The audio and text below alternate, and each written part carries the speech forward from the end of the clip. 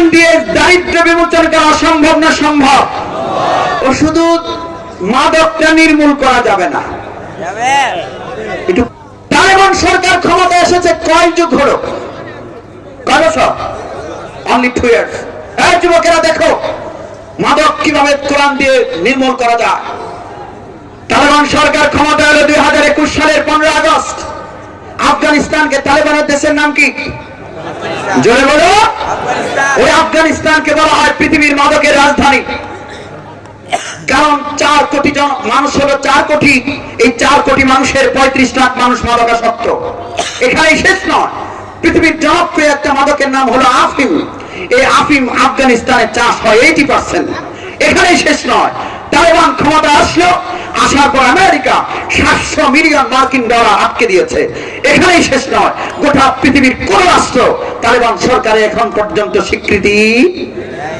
সেই তালেবান যখন ক্ষমতা আসলো, আমার দেশের দৈনিক প্রথম আলো পত্রিকা 17 নভেম্বর 2023 রিপোর্ট করে বলেছিল মাদক ব্যবসা ছাড়তে পারবে না তালেবান।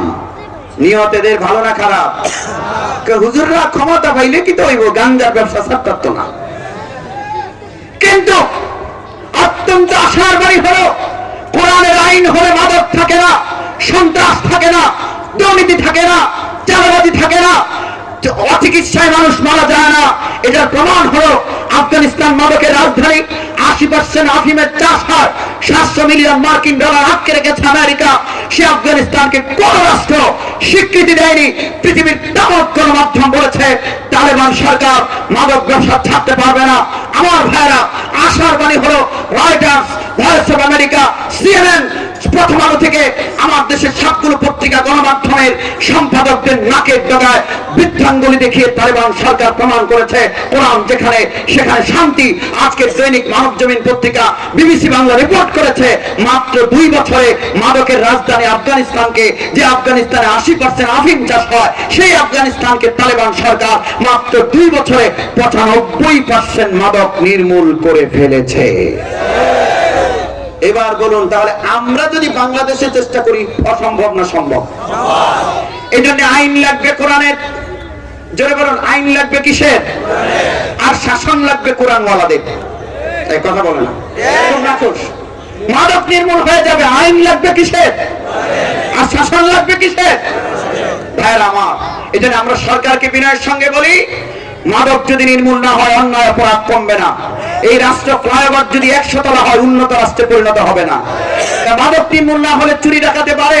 এই জন্য বিনয়ের সঙ্গে বলি, আপনারা তো 50টা বছর চেষ্টা করলেন, মাদক নির্মূল করতে পারলেন না। শাস্তিও বাড়িয়েছেন, আগে ছিল যাবজ্জীবন, এখন মৃত্যুদণ্ড। এরপরেও বাংলাদেশে মাদকাসক্ত লোকের সংখ্যা কমে না বাড়ে? তার মানে আপনারা পারবেন না। আল্লাহর রাস্তে ক্ষমতায় আপনারাই থাকেন, শুধু মাদক নির্মূলের দায়িত্বটা এদেশের কওমি মাদ্রাসা অথবা মাদারেসের আলেমদের হাতে দিয়ে দেন। 2 বছর লাগবে না, মাদক নির্মূল হয়ে যাবে। শুধু দায়িত্ব দিলেই হবে না, আরেকটা কাজ করতে হবে। সেই কাজটা হলো অ্যাডমিনিস্ট্রেটিভ পাওয়ার দিতে হবে, প্রশাসনিক ক্ষমতা। কোন মন্ত্রী যদি সচিবালয়ে বসে মদ সেবন করে, ওই মন্ত্রীটাকেও কলারে ধরে মন্ত্রণালয় থেকে বের করে এনে জনসম্মুখে 80টা বেত্রাঘাত করার ক্ষমতা যদি এদেশের আলেমদের হাতে দেওয়া হয়, 2 বছর লাগবে না, আমাকে দিলে 1 বছরই বাংলাদেশকে মাদক নির্মূল করে ফেলবে। জোরে বলুন, সম্ভব না সম্ভব? নির্মূল করতেই হবে। 11 এপ্রিল 2023 দৈনিক বণিক বার্তা পত্রিকা বলেছে, ইউনিসেফ একটা জরিপ করেছে, সার্ভে অন স্ট্রিট চিলড্রেন। এই জরিপে তারা বলেছে বাংলাদেশে 10 লক্ষ পথ শিশু আছে। পথ শিশু যাদের ঘর নাই, বাড়ি নাই। এই 10 লাখ পথ শিশুর 8 লাখ মানে 85% পথ শিশু মাদকাসক্ত। হ্যাঁ, আমি ওই দিন এয়ারপোর্টে, বিমানবন্দর, রেলওয়ে স্টেশনে গেছি, গিয়ে দেখি পোলাপান দৌড়ে, হাতে পলিথিন। এই হাতে কি? এটা নেই। তা আমি তো জানি না, বাপ জীবনেও দেখিনি এটা কি। একজনকে জিজ্ঞেস করলাম এটা কি, কয় ড্যান্ডি খায়। এই কোনটি খায়? ড্যান্ডি খায়। তা আপনাদের ছেলেরা ড্যান্ডি খাক, আপনারা চান তো নাকি? আপনাকে চিন্তা করতে হবে, যেই শিক্ষা দিলে পোলাপান মাদকাসক্ত হয় না, নতুন বছরে প্ল্যান করবেন, সেই শিক্ষা বাচ্চাদেরকে দেবেন। সেই শিক্ষাটা কি? কোরআনের শিক্ষা। ধরে বলুন, কিসের শিক্ষা? এই যে 10 লক্ষ পথ শিশু আছে, এই 10,85,000 85%, তার মানে 8,50,000 পথশিশু মাদকাসক্ত। এদেরকে যদি ভালো বানানো না যায়, তাহলে আগামী দিনে এরা 8 লক্ষ চোর, ডাকাত, ছিনতাই, সন্ত্রাসীতে পরিণত হবে।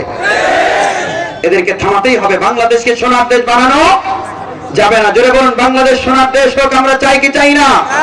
এই জন্য সরকারের উচিত এই মাদক নির্মূল করতে হলে বস্তিগুলোতে, যেসব বস্তির বাচ্চারা গাঁজা খায়, সেখানে মক্তব চালু করতে হবে।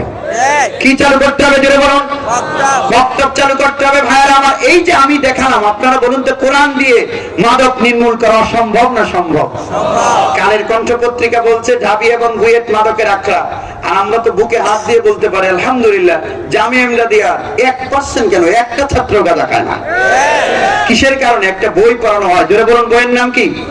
কিতাবের নাম কি? কোরআন। এই কোরআন আপনার বাচ্চাকে শেখান, মাদক মুক্ত হবে। এই জন্য কোরআনের শিক্ষা চালু হলে বাংলাদেশ মাদক মুক্ত হয়ে যাবে। এইগুলো 2টা পয়েন্ট। আরেকটা পয়েন্ট আমি শুরু করবো, কিন্তু যেখানে হুজুর আসবেন ওখানে ব্রেক। 3 নাম্বারটা হলো ধর্ষণ। ধর্ষণ কি ছোট সমস্যা না বড় সমস্যা?